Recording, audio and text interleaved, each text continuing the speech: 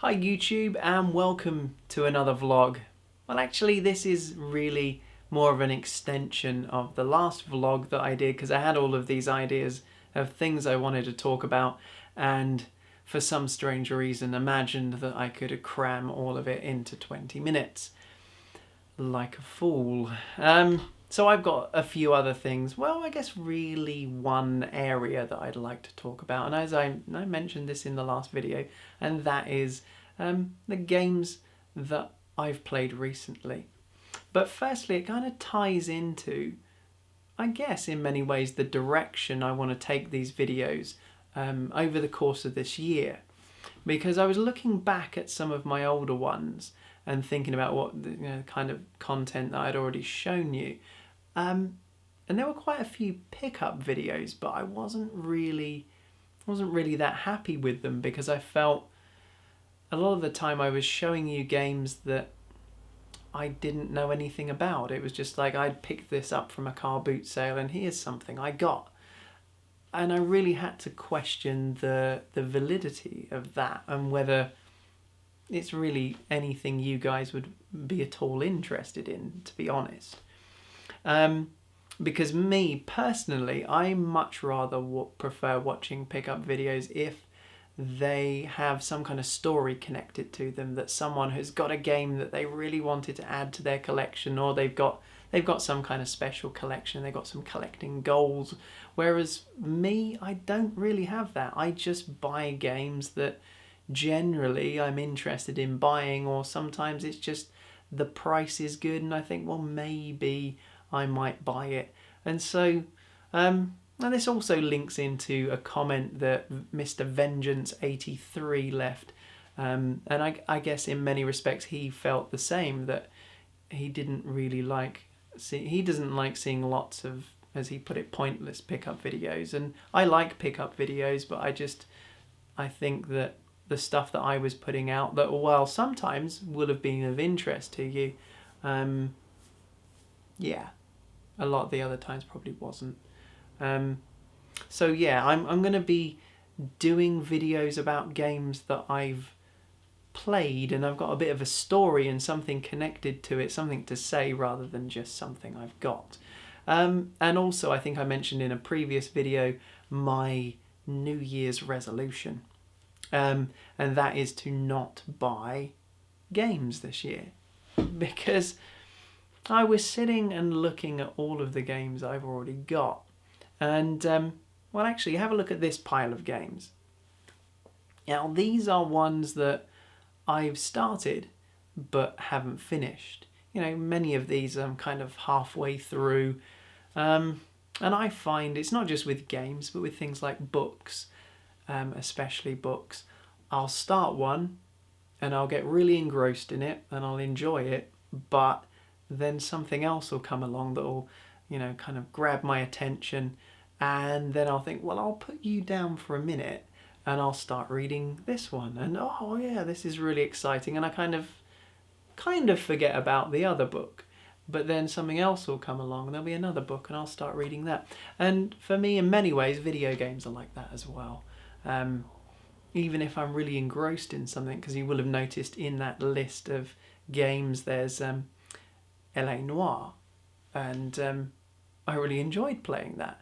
And Heavy Rain, something else that I got completely engrossed in, but then other things kind of popped up on the radar that drew me away. And so I'm going to make sure that this year I go back and I complete those games. But worse than that, I've got all of these as well. Now, these are games that I haven't even started. Many of them I've put the disc in the machine and I've checked that it works, and I might have played 5 minutes of it just to see what it's like, but you can't really say that you've played the game having only looked at it for 5 minutes. So yeah, I mean, or even some of them, they haven't even been out of the case. Others, I think, are still wrapped in cellophane. So yeah, I wouldn't say it depressed me, but it got me thinking long and hard about the money that I've wasted, because obviously well, that's the first thing, isn't it? The money wasted, but then there's the time wasted picking them up in the shop anyway, and then there's the waste of space that they take up on the shelves. And I don't think, out of the games that I haven't played, I don't think any of them have been real bargains where I thought, oh, I'll never get it again. Or maybe at the time I thought, oh, it's a really good price, but since then I've either seen it at the same price or I've seen it for a lot less. So yeah. And I know others of you out there are probably thinking the same thing. I'm probably sure Blue Tonic 78 is nodding his head right now thinking, yeah, I've got loads just like that, because, well, yeah, I've heard you talk about those things, those games that sit there unplayed. Yeah, and mine are completely the same. I got tons of them, as you've just seen. So I'm going to be making videos this year. There'll be the occasional thing I've picked up. I'm sure I won't stick to them. In fact, I've already broken the New Year's resolution because I picked up a few things in the sales, really cheap stuff. In fact, one of those I'm going to be showing you today. So I'll stop waffling about that and go into the first game that I'd like to show you. And well, I'll tell you what, just take a look at it. I will display my power. It's around here somewhere. Oh, yeah. Through you, I am born.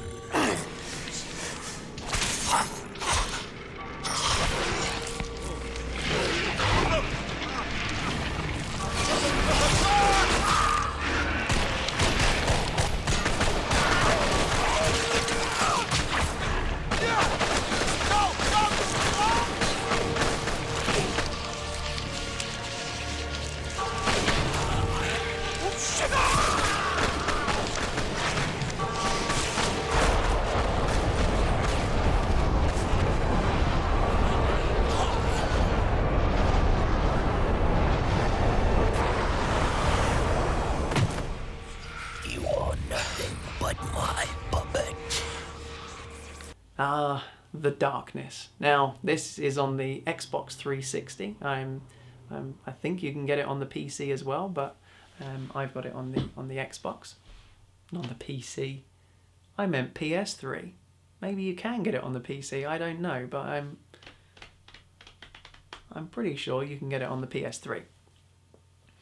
But anyway, I've got it on the Xbox 360, and I got it at a really good price. I bought it months ago, and I got it from CEX, the cash exchange shop, for £4, which I think is a good price, pretty much a good price for most games, especially an Xbox 360 or a PlayStation 3 game. And I guess I've got to thank one of my colleagues for this. I know he won't be watching, so there's really no point mentioning his name, but he recommended it to me. It was actually it was around about the time that I put out, I think it was a tag video, or at least I asked the question, what games do you guys like that have really strong or engaging stories? And I guess I probably bounced that question off him. And he happened to mention The Darkness being a game that he really enjoyed the story, but was actually surprised that he liked it so much. So when I saw it at that cheap price, I picked it up and thought, one day you will be played, put it up on the shelf.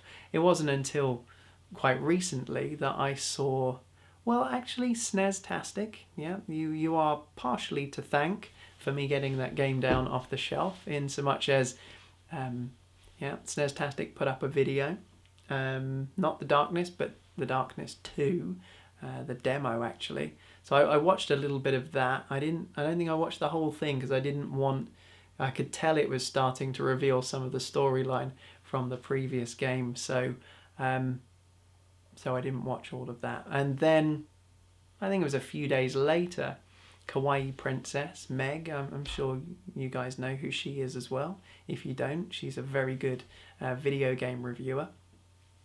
And she'd done a game review of The Darkness. And so I started watching that video, and after about 30 seconds I thought, no, I'm not going to watch anymore because I want to actually go and experience the game for myself. And I sent her a message just saying, you know, I really want to watch this because I enjoy a lot of her videos. I think she's really insightful and has a lot of stuff to say about all sorts of different video games from different, well, I guess, current gen and, you know, sort of PS2 stuff as well, and maybe some older things as well. But yeah, but I left a comment saying, you know, I don't want to see any spoilers, but I will come back and watch this when I've finished the game. Then she sent a quick comment back saying, don't worry, there aren't any spoilers, but I'd really like to hear what you have to say when you finished it. So I'm taking that comment literally, and I'm going to make a response. So I'm not going to talk any more about the darkness, because there will be an upcoming video solely dedicated to the darkness in the form of a response to Meg's video. Yeah, so I think I'll leave you with just saying that I enjoyed it, that I got a lot out of it, and that was £4 well spent. So I was very happy with that, and moved swiftly on to another game, which was £5 well spent. I showed this one in a previous video, and well, why not check it out? I had a midnight appointment with the kidnapper in a place called Lover's Peak, somewhere in Elderwood National Park. The plan was to rent a cabin. I don't like it, Al. I don't like any of it. It's not good. In fact, it's the absolute opposite of good. Mr. Wake! Barry, you found him. Hi, Rose. Oh, wow. I was just thinking about you, too. Great. I was just bringing Rusty some coffee. He's on the balcony, looking after Max. Poor thing. I really need to go. Great to see you again, Mr. Wake. Later!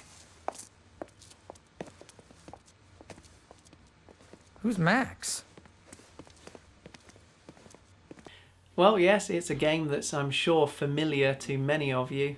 Alan Wake, an Xbox 360 exclusive, and I would argue a reason to get an Xbox 360.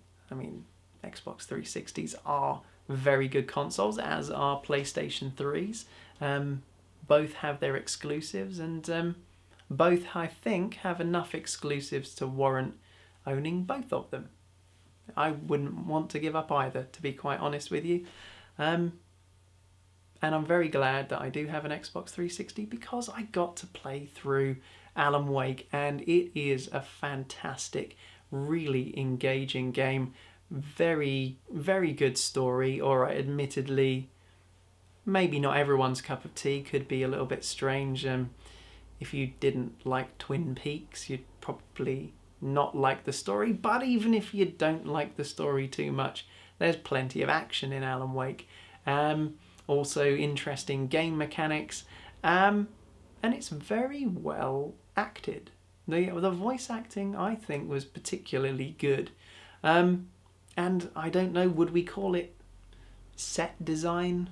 Well, we definitely would call it level design, but it's almost like there's a high level of production value that went into creating atmosphere.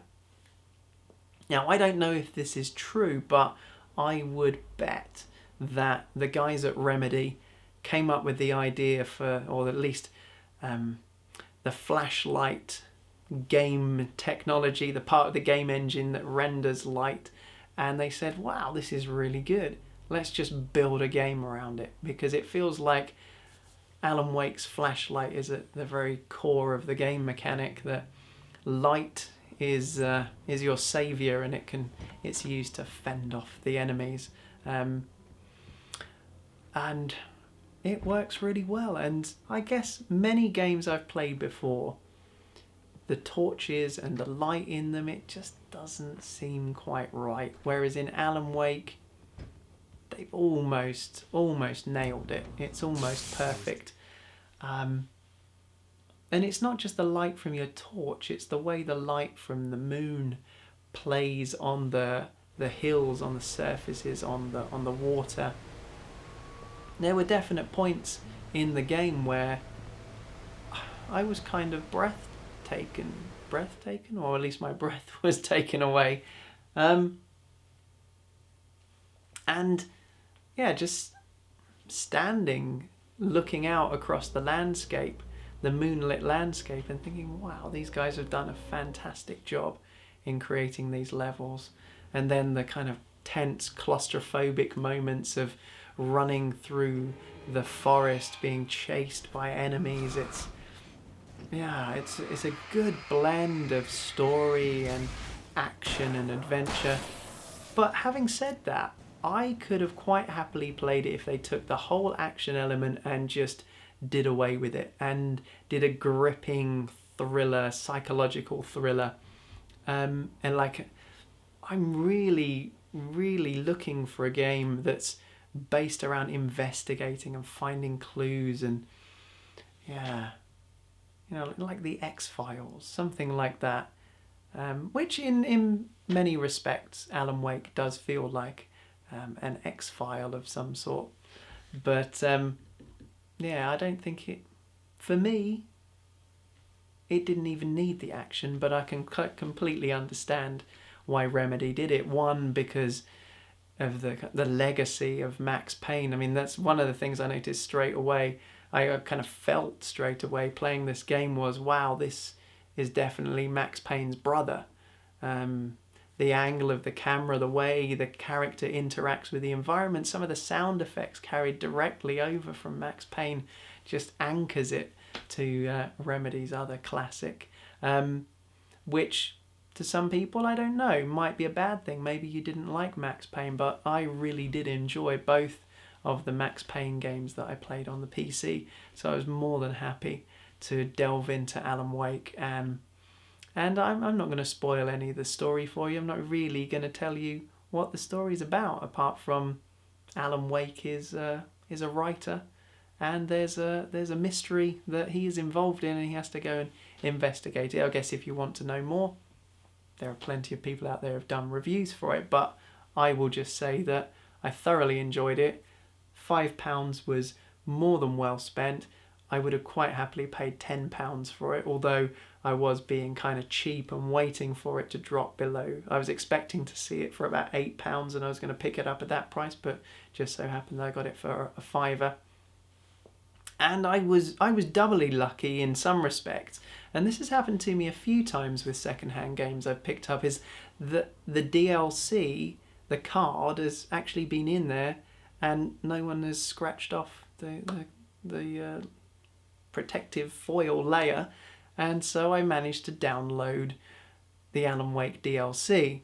Now, before I'd done this, I was actually warned by another YouTuber whose name has slipped my mind, but thanks to the power of YouTube and the way videos are created, I can just put that person's name up here. So thank you to you for telling me not to download the DLC. It just so happened that I didn't need to pay for it. I did download it. I did play for it. You were completely right. It's not worth the money. And I think I saw Xbox Live are trying to charge $9.99 for it. £9.99 for something that is just rehashed parts of the original game. Yeah, not worth it. Maybe not even worth playing through, even though it was free. So, but I did, just to check to see if it was worth it. Maybe to save one or two of you out there, save you from wasting £10. So, Alan Wake, great. It's DLC, not so good. But anyway, moving on to the third game, and that's something that I got for my PlayStation 3. It's also something that I guess in a way I've completed, or at least I've played it to the extent that I want to, and I don't want to get anything more out of it. It's a fighting game. It's a type of fighting game I haven't played before, and it's this one. Top, he ate one. He's hurt badly, he's down! He's gonna look to finish here, Joe. Oh, he lets him up. Under 90 seconds remains in the first of 3 5-minute rounds. Boom!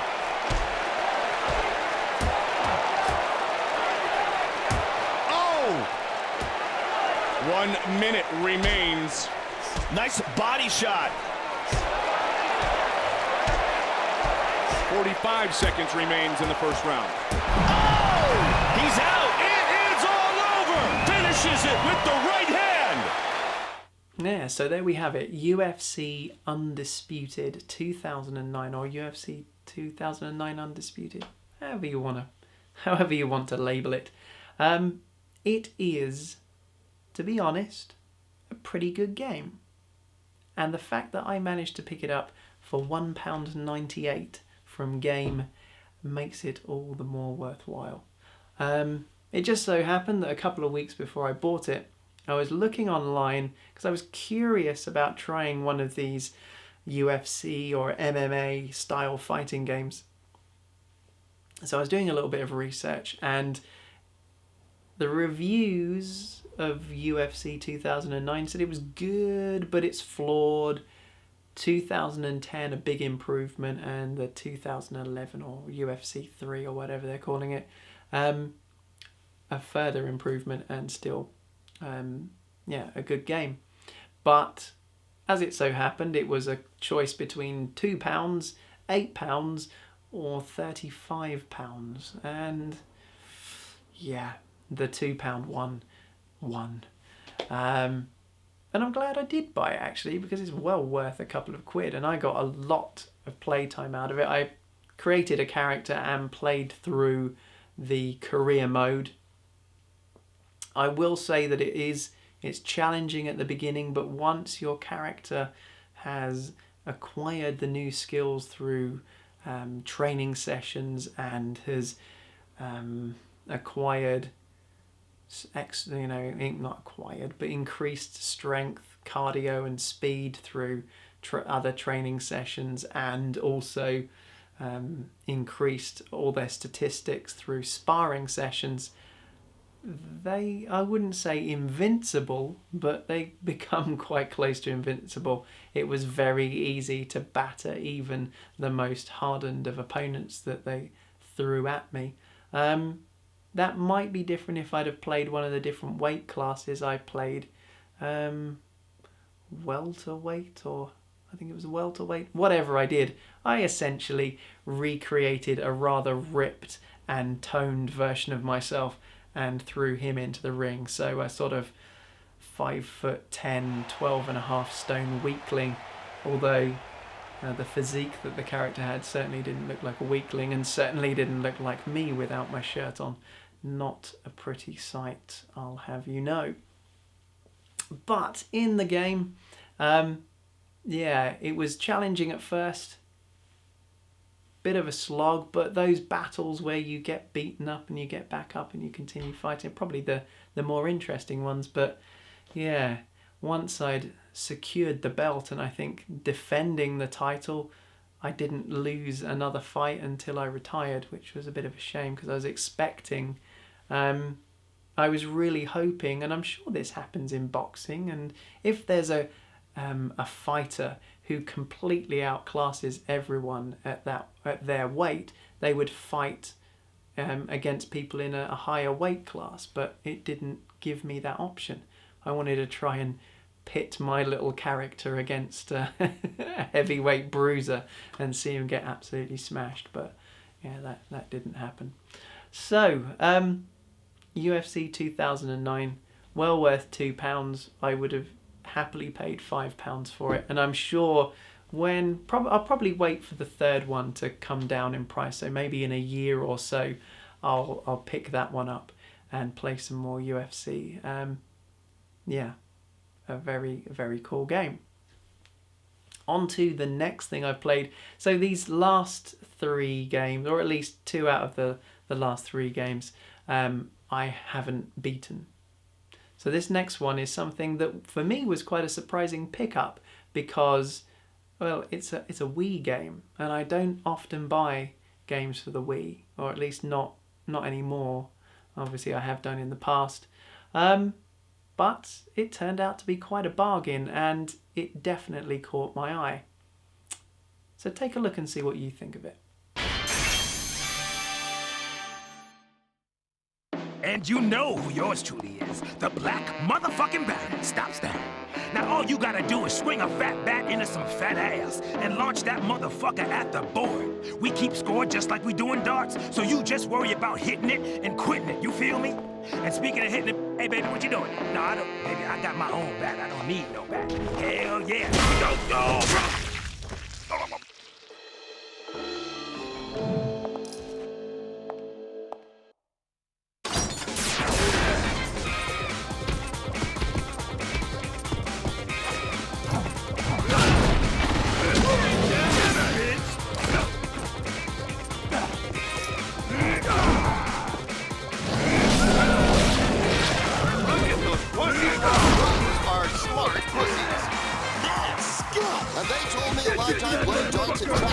That is MadWorld, and as you can see from the clip, it is a mad world. It's a crazy, brutal, horrific, kind of post-apocalyptic almost, I guess, future.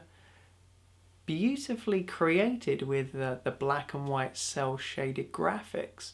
I really like the style. The aesthetic is very appealing to me, but I don't know about the level of brutality. But having said that, the game mechanic does work well. The game mechanics, the obviously standard control with the nunchuck thumbstick and the wand. Well, the wand allows you to whip your chainsaw around and cut people up. It allows you to pick people up and throw them and smash them against things, and allows you to engage in all sorts of combo multiplier shenanigans, I guess. Just complete carnage that you can pick up your opponents, you can smash them against things, you can ram a can over their head, pick up a signpost, impale it through them, then pick them up and smash them against a wall of spikes for bonus multiplier bonuses upon bonuses. And the more brutality you unleash, the more points you get.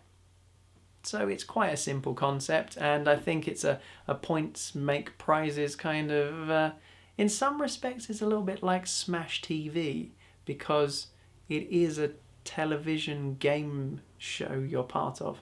I guess a reality show of the future of sorts. Obviously people have got bored with Big Brother and X Factor, and now they've turned to MadWorld for their Saturday night entertainment. So I will come back to the game at some point in the future. It's not something that I was aching to play because there are so many other good games sitting on my shelf. But it will go to the bottom of that pile. It won't get passed on or sold, and I'll give it some time, some love and attention later in the year.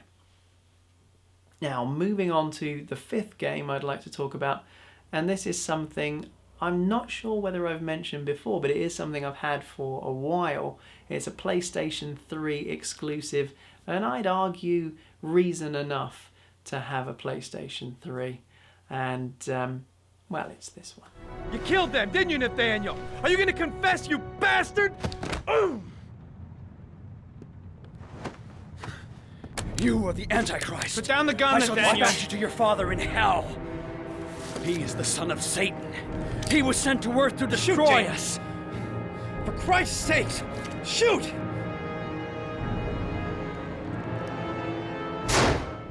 I shot him. Yep. Looks like you did. Can't say I'll miss him. Come on, let's go.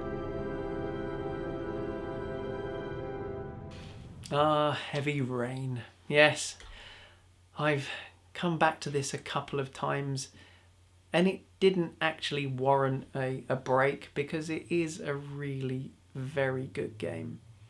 A really very good game.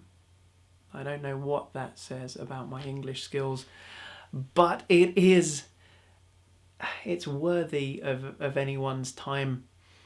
Admittedly, action fans are going to find it a bit on the slow side because, well, it's not really a game. It's more of an interactive story, but a compelling story that admittedly is slow, but builds tension, excitement, suspense as it progresses, and nicely weaves together the storylines of 4 different characters who you get to control throughout that story. But what can I say without revealing too much? Because I don't like spoilers and I don't really like to give spoilers. So I think, well, I can tell you that it's about a father. The intro, the prologue to the story is about a father who... Actually, no, I'm not going to tell you, because I don't want to spoil any of it. I think it's a great game. I guess if you want to find out what happens, there's plenty of information on it on the internet. But it's very compelling and it's well acted. Now this is a problem that, well, it's a problem that I've got, that after playing, or at least not completing, but starting to play LA Noire, all other games, seemingly, no matter how good the voice acting is and how good the facial characteristics are of the characters, they just don't seem...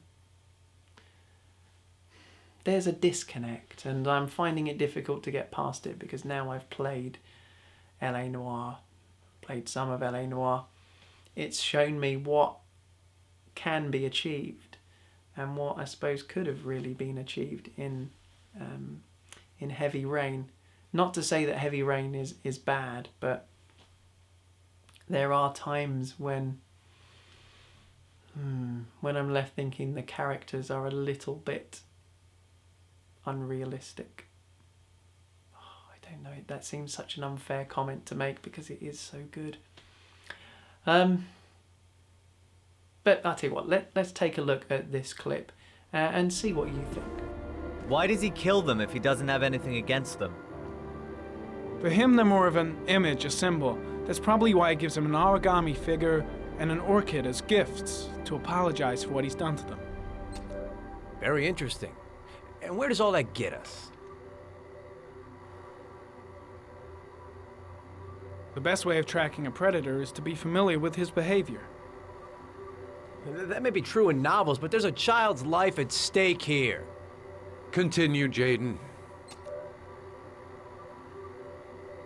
Then I studied the geographical distribution of the murders. Generally, a killer commits his first murder near to where he lives, so he has a safe place to flee to if any complications arise. The more confident he becomes, the further he roams from his base. By analyzing the locations where the victims disappeared, I was able to isolate a zone where the killer might live. And what size is this, zone? For the moment, about 10 square miles. So yes, the facial animation is very good and the characters are believable, but there are times when unfortunately they do appear a little bit wooden. But LA Noire has that problem, not so much with the faces, but with the bodies of the characters not being realistic enough. I think it will probably be something that we will eventually see with the next generation of consoles, where they marry the motion capture of the bodies and the modelling of the bodies to the faces and really bring it together perfectly. Although having said that though, the Uncharted games... Of course. El Dorado, the Golden Man. Sully, it wasn't a city of gold. It was this.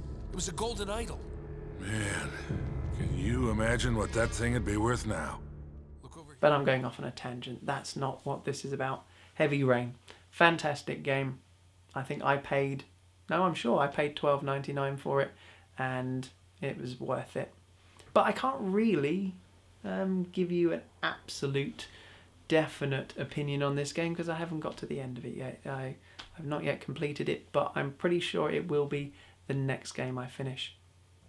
Okay, one last thing I'd like to talk about. Now this is a game I have completed, but I completed it a long time ago. It's a retro PC classic. But I'm kind of experiencing it through new eyes, or at least through new hands in a way. Take a look. Uh-oh. Uncle Anton is not very happy with us.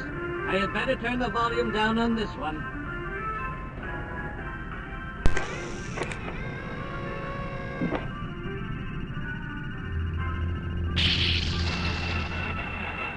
Now we see the results of your interference at Hollywood.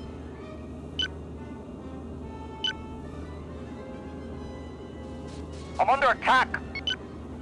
Well, what do we have here? A couple of Azamine punks. It's time we settle some hash. You have attacked a friendly craft! Keep it up! Check it out, little brother. Aaron hasn't delivered yet. There must be a ship ahead of her still unloading. So that was X-Wing Alliance on the PC. And the comment I made about new hands experiencing it was because I've been playing the game using these. And I showed them in a previous video, albeit very, very briefly. I can't even remember which vlog it was, but I did a kind of pick-up section that I did in the style of I got this. And those Salitech, or not Salitech, Cytech, God, I can't even remember the name of the company, but whoever they are, their controllers popped up on the screen also all too briefly. Now, if my memory is serving me correctly, I only paid, well, I paid a maximum of £2 for the two controllers.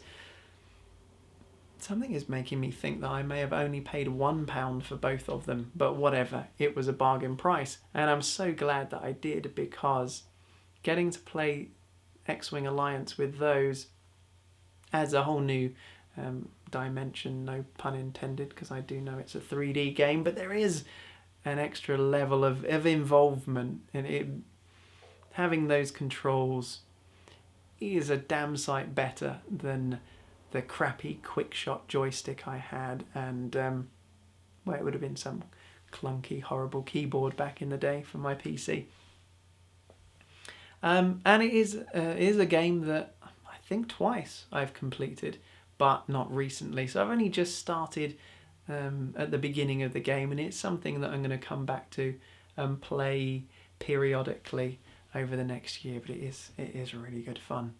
It takes the gameplay of the X-Wing and TIE Fighter games and puts a more involved story in it. Some may argue that it's a bit cute and a little bit camp, the story, but it's very Star Wars-y. It's about, without giving too much away, someone on their journey to join the rebellion and fight the Empire, but it's not Luke Skywalker. It's a completely new character, and yeah, a completely new part of the Star Wars universe that's introduced through that game. So I would say that even if you didn't really want to play a flight simulator, if you're a Star Wars fan, it might be worth playing that game just to see another chunk of the Star Wars universe. But I'm having a great time playing it, and I'm sure that fun will continue, and I'm almost positive you'll see a bit more of X-Wing Alliance in the future. But that brings me to the end. I hope this video hasn't dragged too much for you. Maybe six games is a bit too much to talk about in one episode, but you know, as usual, I'll await your feedback.